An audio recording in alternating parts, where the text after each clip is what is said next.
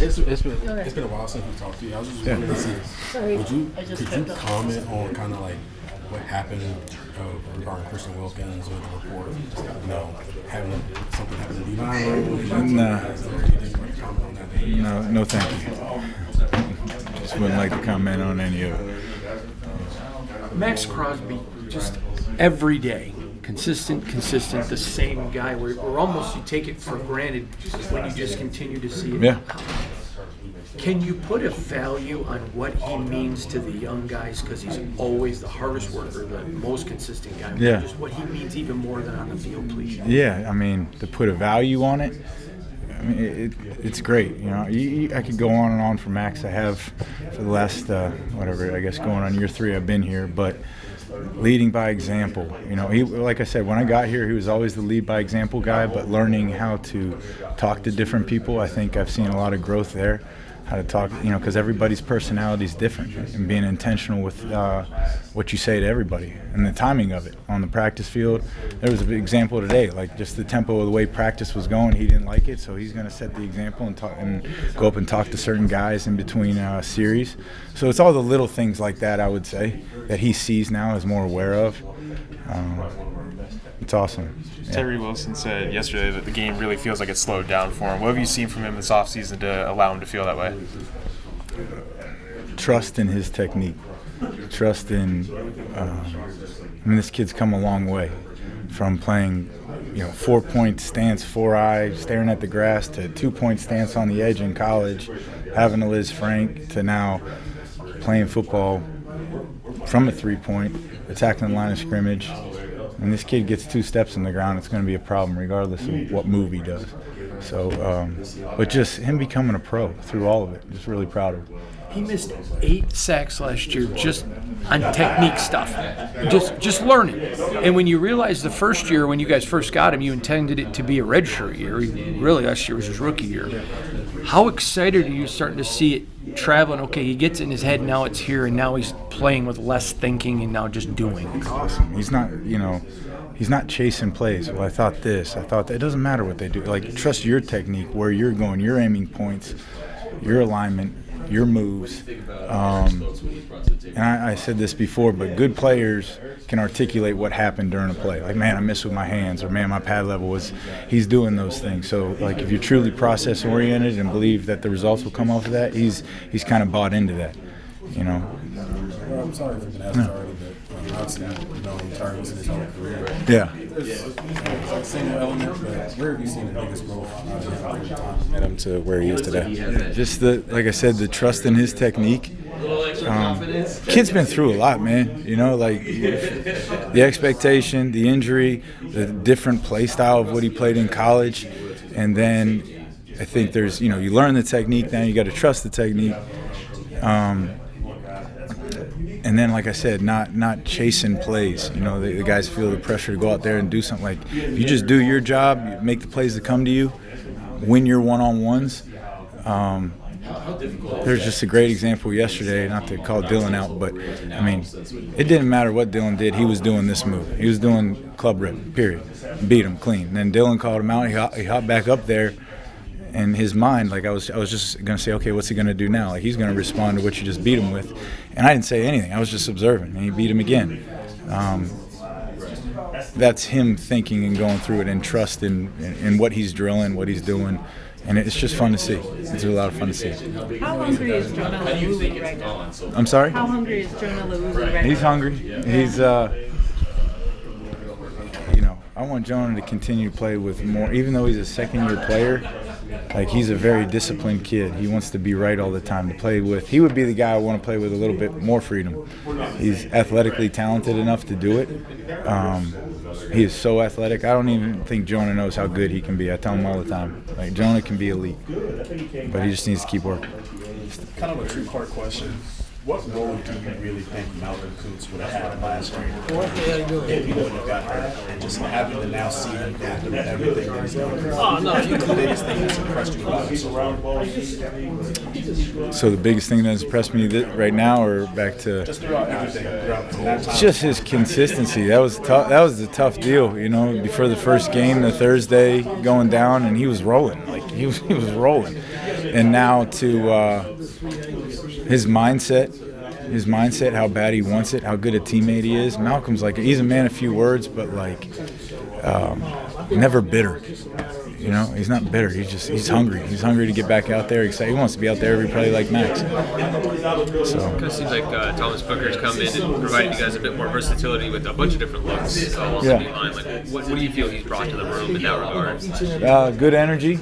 He's really strong. He's been on a championship team. He's very smart, Stanford guy, but a guy that's very self-aware, can play in multiple spots. We kind of just are building it up a little bit, just keeping him at just one spot right now. But yeah, I'm impressed so far. He's fitting right in. The guys love him. Charles Snowden is a guy you banged the drum for him. You believed in him. Yeah. It looks to me, and that's why I want your opinion. He's had a good camp, very solid. Not looking like Max, but very solid. Would you give me your assessment of his camp, please? No, I think he's done well, particularly as of lately. Like obviously, I think he had a good game, the one we just played. But another guy, very smart, very aware. But like I'm challenging and pushing him to be a defensive end, to be like a trained killer, like like I'm trying to train the rest of them, not just be Mr. Reliable, and he knows that to continue to push himself as a pass rusher. And he's extremely tall, extremely long, and we didn't know how physical he was going to be when he got here, but he proved that last year. He can go out there, set the edge, play six technique, and made some good plays. Adam Butler, and you have a very good relationship. He loves you, and he credits you because you push. You're never satisfied. And he told me he had to learn that. Yeah. Will you talk about your relationship with him and his maturation? Yeah. Adam's a very straightforward, no nonsense, no BS type guy. So, and he kind of only responds to coaching that is in the same format. So, he's a guy that's come, was an undrafted free agent, was at New England, Miami, and then here. And that's really kind of been our relationship. Like, if it's BS effort by Adam, like because he can have some of that at times. I'd be like, no, you got to get going, like, especially from an effort standpoint, because he's so smart.